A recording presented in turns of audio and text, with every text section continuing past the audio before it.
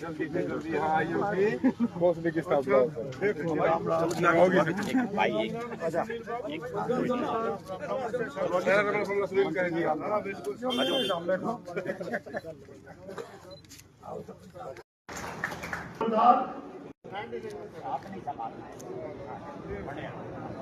कृपा करके समय का थोड़ा अभाव है, टाइम लगेगा, वो आगे आ जाए गाँव की तरफ से।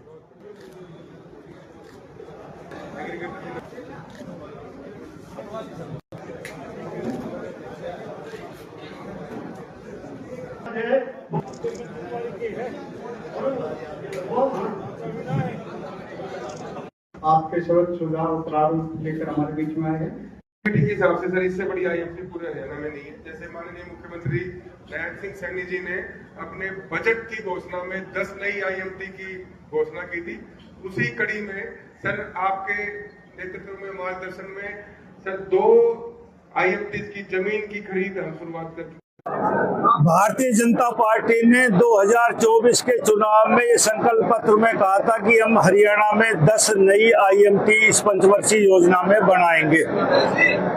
हमने पहले ही 5 आईएमटी घोषणा करी थी बनाने की, उसमें ये रेवाड़ी की आईएमटी कोसड़ी विधानसभा की भी थी।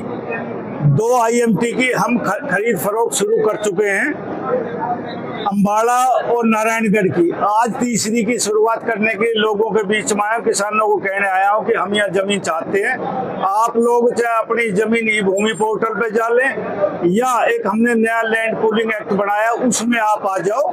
कल को आपको दिक्कत नहीं होगी कि जो भाव जमीन आपकी आज है कई गुना उसकी जमीन कीमत बढ़ जाएगी, आप जमीन के आधे हिस्सेदार बन जाओगे।